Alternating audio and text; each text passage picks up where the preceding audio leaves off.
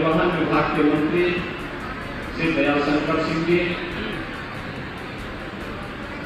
प्रदेश के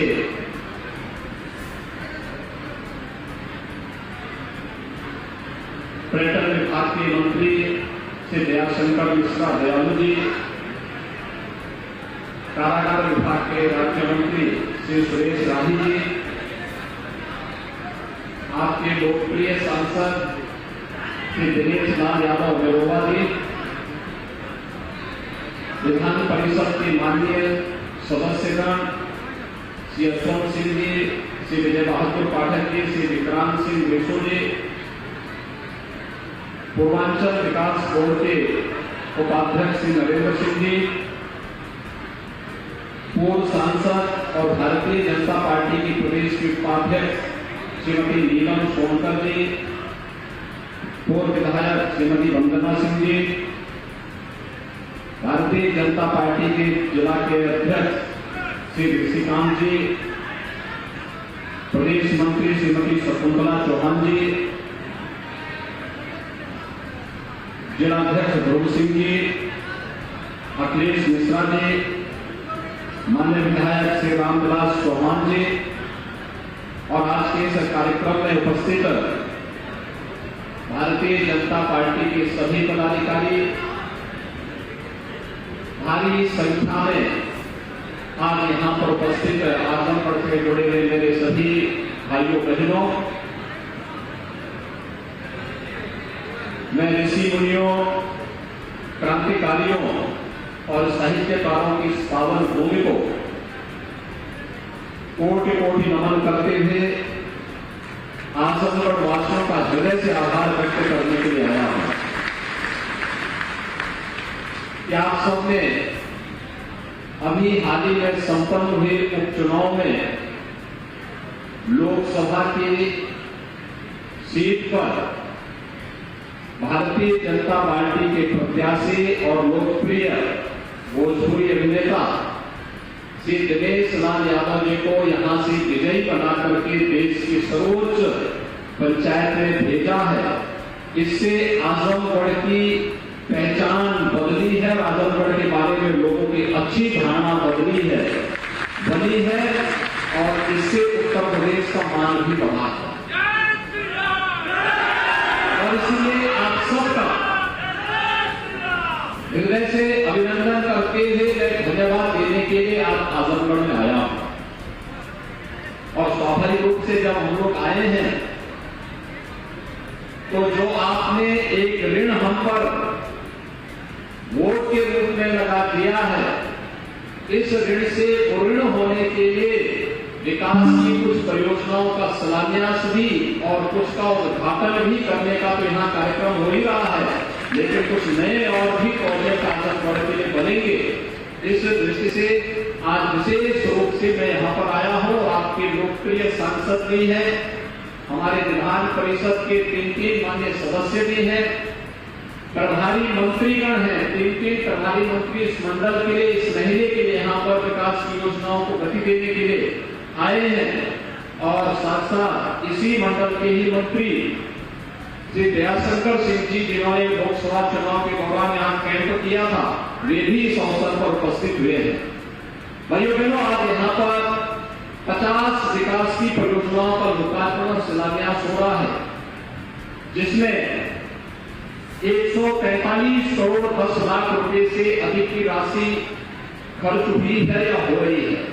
और इसके लिए मैं आप सबको हृदय से बधाई देता हूं, आप सबका मैं अभिनंदन भी करता हूं और आप सबके प्रति अपनी शुभकामनाएं भी व्यक्त करता हूं। आजमगढ़ विकास के पथ पर अग्रसर होने वाला एक प्रमुख जनपद है और होना भी चाहिए। जो पोटेंशियल यहां पर थी, जो प्रतिभा यहां पर थी, वह प्रतिभा राजनीति की संकीर्णताओं के कारण देश के राष्ट्रीय क्षितिज पर उन विभाजनकारी ताकतों का शिकार हो गई, जिसने आजमगढ़ जैसे जनपद के नौजवानों के सामने पहचान का संकट खड़ा किया।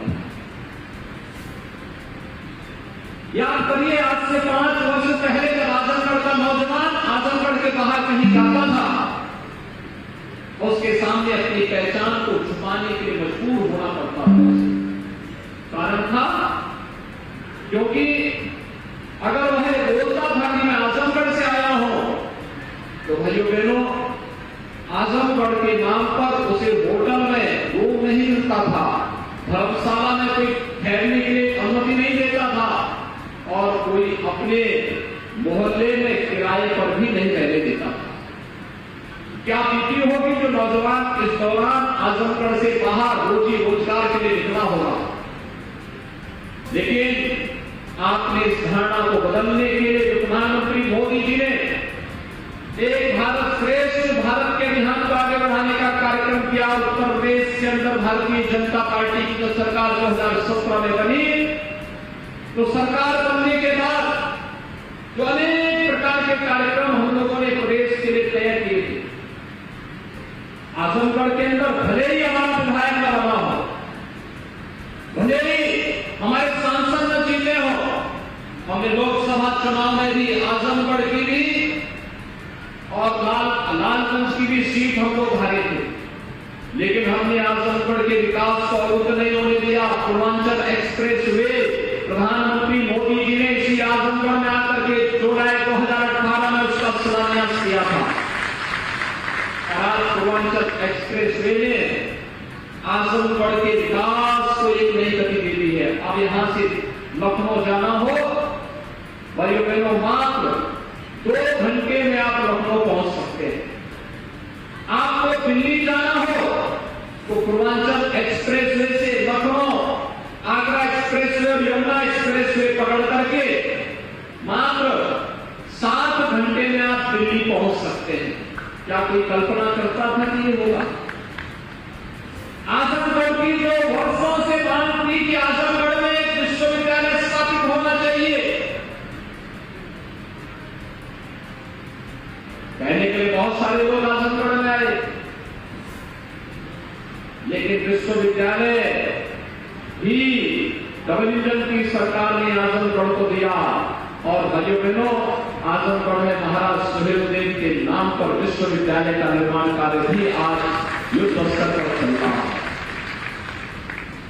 आजमगढ़ साहित्यकारों की धरती रही है, और जब हम देश के बौद्ध साहित्य के क्षेत्र में, हिंदी साहित्य के क्षेत्र में गहन प्रेम की बात करते हैं, तो यहाँ के ही बहुत जो सुप्रसिद्ध साहित्यकार थे, राधे राघव की जो रचनाएं हैं, वह हम सबको एक नई दिशा देती है, और हम लोग उनके नाम पर विश्वविद्यालय में एक नई शोध पीढ़ी को भी बढ़ावा देने का कार्य करने जा रहे हैं। इसलिए मैं आज इसकी सबसे पहले यहां घोषणा करने जा रहा हूं। उनके नाम पर बने यहां के नौजवानों को इस क्षेत्र में कार्य करने का एक अवसर प्राप्त होगा। बौद्ध साहित्य के बारे में, तिब्बती साहित्य के बारे में उनका जो अध्ययन है, उसको जानने का अवसर प्राप्त होगा, और आजमगढ़ अपनी एक नई छवि के साथ आगे बढ़ता हुआ दिखाई देगा। अभी आपने देखा होगा, मंच पर हम लोगों ने तमाम लाभार्थियों को सम्मानित किया। किसी को प्रधानमंत्री आवास योजना मिला है, किसी को मुख्यमंत्री आवास मिला है, किसी को आयुष्मान भारत का कार्ड मिला है, किसी को राशन कार्ड बंद होने का राशन कार्ड मिला है,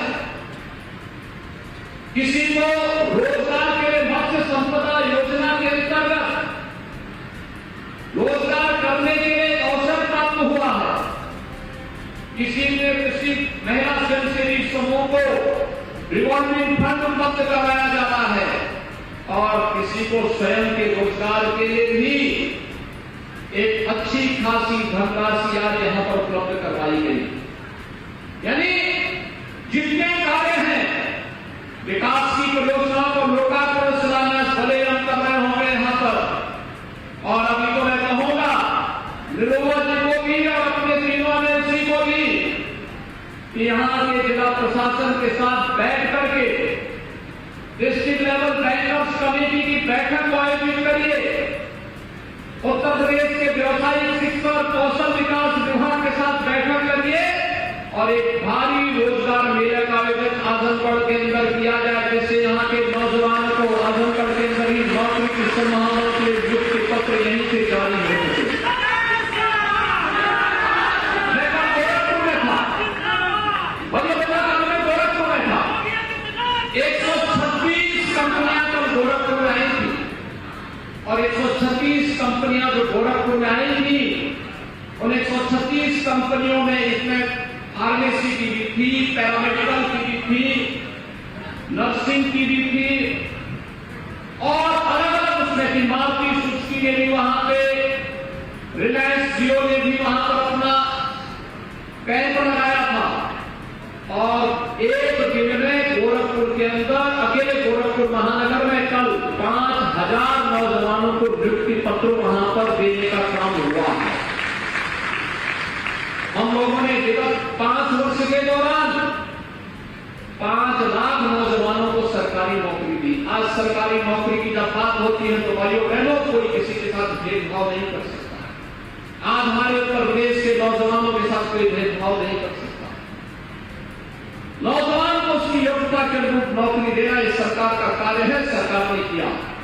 जो भी नौजवान आया उसको हम लोगों ने सरकारी नौकरी के साथ जोड़ने का काम किया। उसकी प्रक्रिया है, उस प्रक्रिया के साथ जोड़ा, उसने नौकरी प्राप्त की, उसके साथ कोई भेदभाव नहीं हुआ। 1 करोड़ 61 लाख प्रदेश के नौजवानों को रोजगार की संभावनाओं के साथ जोड़ा। प्रदेश के अंदर कानून व्यवस्था की बेहतर स्थिति ने आज प्रदेश के अंदर रोजगार की संभावनाओं को आगे बढ़ाया। व्यापक पैमाने पर 1 करोड़ 61 लाख नौजवानों को नौकरी मिली। व्यापक पैमाने पर वे नौजवान आज स्वावलंबन के ओर अग्रसर हैं और 60 लाख से अधिक उद्यमी और कारीगर और हस्तशिल्पियों ने स्वरोजगार के साथ जोड़कर इस कार्यक्रम को आगे बढ़ाया। हमने बैंकों से लोन दिलाया, सस्ते दर पर लोन दिलाया, आवश्यकता पड़ी तो सरकार से सब्सिडी दी हुई। मुख्यमंत्री अप्रेंटिसशिप योजना दिलाई कि विश्वविद्यालय, महाविद्यालय, पॉलिटेक्निक, इंजीनियरिंग कॉलेजेस में पढ़ने वाले जो हमारे छात्र हैं, अगर वह उद्योग के साथ जुड़ते हैं, आवश्यक नहीं कि हर परिवार की आर्थिक स्थिति एक जैसी होगी। जो कमजोर परिवार के लोग हैं, फीस नहीं है, हम उसको उद्योग के साथ उस नौजवान को सब जोड़ेंगे और मुख्यमंत्री अप्रेंटिसशिप योजना के अंतर्गत उस नौजवान को एक निश्चित मानदेय सरकार भी उपलब्ध कराएगी, उद्योग भी उपलब्ध कराएगा और पढ़ाई भी करेगा, उद्योग में काम भी करेगा, अपना प्रोजेक्ट वर्क भी आगे बढ़ाता जाएगा और उसके सामने आजीविका का संकट भी नहीं खड़ा होगा। वो कहीं भी जाएगा, देश और दुनिया के अंदर सम्मान मिलेगा। ओडीओपी के लिए भी हम यहां पर कार्य करने जा रहे हैं। 1 डिस्ट्रिक्ट 1 प्रोडक्ट। आपने देखा होगा, अभी मुझे यहां के जिलाध्यक्ष ने और यहां के सांसद जी ने एक जनपद एक उत्पाद की जो ब्लैक पॉटरी है वो मुझे भेंट की, मंत्रियों को भेंट की। यह आजमगढ़ की एक पहचान है, यहाँ के हस्तशिल्पियों, यहाँ के कारीगरों ने। आप देखिए विपरीत परिस्थितियों में इस कार्यक्रम को आगे बढ़ाया और मैं यहाँ के जिला प्रशासन से कहूंगा कि इस उद्यम को आगे बढ़ाने की आवश्यकता, अधिक से अधिक लोग इसमें रोजगार के साथ जुड़ सके, इन्हें फ्री में मिट्टी मिल सके। जहां हमें व्यवस्था देनी होगी वहीं कॉमन सर्विस सेंटर के माध्यम से इन्हें तकनीक उपलब्ध कराना, इनके मार्केटिंग की व्यवस्था कराना, इन्हें हर प्रकार की सुविधाओं से युक्त करना और ये सभी कार्यक्रमों के साथ अगर हम इसे जोड़ते हुए दिखाई देंगे तो भाइयों बहनों विकास दूर नहीं होगा और साथ साथ हर नौजवान स्वावलंबन की ओर अग्रसर होगा और नौजवान अगर स्वावलंबन की ओर अग्रसर हो गया तो समाज और राष्ट्र से स्वावलंबी हो जाएगा। हमारी सबसे बड़ी ताकत है हमारा नौजवान और इस नौजवान को हर प्रकार से तकनीक से युक्त करने के लिए इस सरकार ने तय किया है कि 2 करोड़ स्नातक और प्रास्नातक नौजवानों को हम टैबलेट और स्मार्टफोन की सुविधा से युक्त करेंगे। अब तक हम लोग लगभग 15 लाख नौजवानों को बढ़ा चुके हैं। हमारा प्रयास है इसे इस स्तर पर आगे बढ़ाने का। कोरोना के कारण चिप्स होती है जो हर टैबलेट स्मार्टफोन पे लगती है वो नहीं उपलब्ध हो पा रही है। प्रोडक्शन थोड़ा धीमा है, अन्यथा तक हम बड़े पैमाने पर नौजवानों को इस सुविधा से युक्त कर सकते हैं, करने की हमारी इच्छा थी। और भाइयों बहनों, हमारा संकल्प है इस कार्यक्रम को हम आगे बढ़ाएंगे और इसीलिए आज यहाँ पर ओडीओपी के लिए कॉमन सर्विस सेंटर की स्थापना का कार्यक्रम युद्ध स्तर पर आगे बढ़े, इसके लिए मैं एमएसएमई विभाग से भी कहूंगा और जिला प्रशासन भी इस प्रकार का एक प्रस्ताव इसको भेजे, जिसे ब्लैक पोर्टली के माध्यम से ढेर सारे लोगों को यहाँ पर रोजगार की संभावनाओं के साथ आगे हम बढ़ा सके। यहाँ के नौजवानों को हाई स्कूल और इंटरमीडिएट पास करने वाले नौजवानों के उनकी अपने रुचि के अनुसार कार्य करने का उन्हें अवसर प्राप्त होना चाहिए। आजमगढ़ को उस प्रकार के सेंटर के रूप में विकसित होना चाहिए। इसकी जो छवि खराब की गई थी, छवि से उभरने की आवश्यकता है और इसलिए आवश्यक होगा सरकार इस दिशा में प्रयास कर रही है जिसे, और मैं पहुंचाऊंगा जिला प्रशासन इस तरह का एक प्रस्ताव दे कि मेडिकल कॉलेज के कैंपस में एक पैरामेडिकल का भी कॉलेज वहां स्थापित हो। पैरामेडिकल के माध्यम से ढेर सारे नौजवानों को प्लेसमेंट की 100% गारंटी देने वाली एक सुविधा। 6 महीने का कोर्स, 1 साल का कोर्स, 2 साल का कोर्स किया, सर्टिफिकेट का कोर्स है और उस कोर्स के माध्यम से उसे तत्काल नौकरी की संभावना। और जब कोर्स प्रारंभ हो हमें प्रयास करना चाहिए कि वहीं पर हम लोग प्लेसमेंट कंपनियों को भी बुला करके उन्हें रोजगार उपलब्ध करवाने की कार्रवाई साथ साथ भी करें। एक बड़ा कार्य हो सकता है। और भाइयों बहनों, अभी तो हम लोग बहुत सीख आने वाले हैं। यहाँ पर आपने भोजपुरी कलाकार को सांसद बना के भेजा है तो स्वाभाविक रूप से कला के क्षेत्र में भी कुछ कार्य होना चाहिए। हम लोग अभी हरिहरपुर जाएंगे कुछ देर बाद, और हरिहरपुर की जो संगीत की परंपरा थी जो विश्वविख्यात थी, हरिहरपुर की इस परंपरा को और मजबूती के साथ आगे बढ़ाने के लिए क्या कुछ हो सकता है, आज हम उन संभावनाओं को भी आगे बढ़ाने जा रहे हैं। भाइयों बहनों, मैं आप सबको इस बात के लिए आश्वस्त करने के लिए आया हूं। देखिए, हमारा कोई सांसद और कोई विधायक रहा हो न रहा हो, कोरोना कालखंड में 3 बार मैं आजमगढ़ आया था। आज फिर आजमगढ़ में आया हूं और मैं फिर आपसे कहने के लिए आया हूं।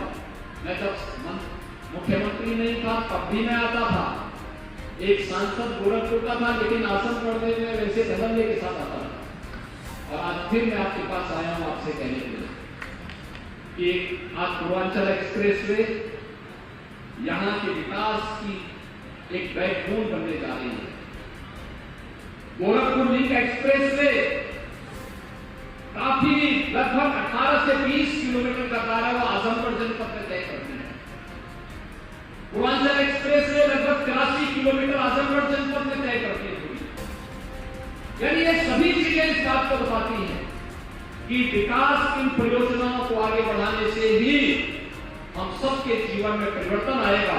और आज हम लोग जब समीक्षा बैठक करेंगे तो विश्वविद्यालय की प्रगति को भी तेजी के साथ आगे बढ़ाने के लिए क्या कुछ हो सकता है, उसके लिए हम पहले 108 करोड़ रुपए की व्यवस्था कर चुके हैं, जिससे तेजी के साथ विश्वविद्यालय के कार्य में किसी भी प्रकार की बाधा न आने पाए और एक भव्य विश्वविद्यालय आजमगढ़ को उनकी भावनाओं के रूप प्राप्त हो सके।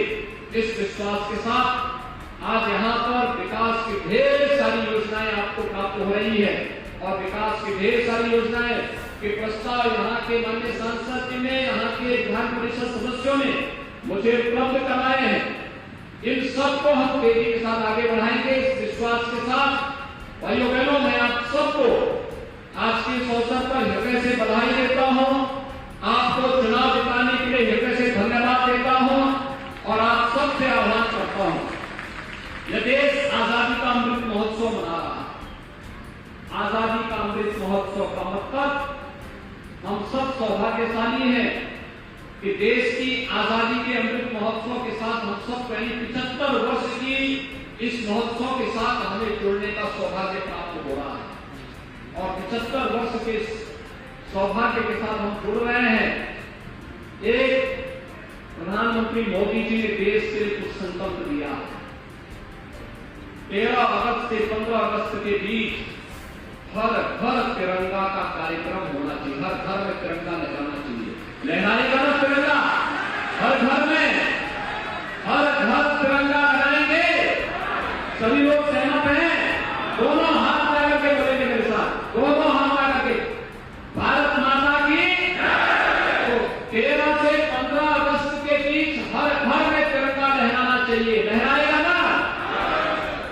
दूसरा, इस दौरान स्थानीय स्तर पर हमारे स्कूलों को, कॉलेजेस को एक अभियान चलाना चाहिए कि हर गांव में, हर कस्बे में कोई न कोई क्रांतिकारी आजादी की लड़ाई के साथ अपने आप को समर्पित किया था। ज्ञात और अज्ञात उन सभी क्रांतिकारियों के नाम को फिर से हम इतिहास के पटल पर अमृत साहब के रूप में आगे बढ़ाएं। स्कूल कॉलेजेस को शोध के साथ जोड़ना चाहिए और उसका एक संकलन अपने विद्यालय स्तर पर, फिर जनपद स्तर पर करवाना चाहिए। एक बड़ा कार्य होगा। प्रभात फेरी निकले, तमाम प्रकार के रचनात्मक कार्यक्रमों के साथ लेखन प्रतियोगिता हो, क्रांतिकारियों के वेशभूषा में फैशन शो हो और भी अनेक कार्यक्रम, लेखन प्रतियोगिताएं का आयोजन हो, वीर रस की, राष्ट्रभक्त से जुड़ी हुई कविताओं का गायन हो। ये तमाम कार्यक्रम तो हमें करने ही चाहिए, लेकिन साथ साथ जब देश आजादी का शताब्दी महोत्सव मना रहा होगा, भाइयों बहनों, जब देश आजादी के 100 वर्ष पूरा कर रहा होगा, उस समय हमें कैसा भारत चाहिए?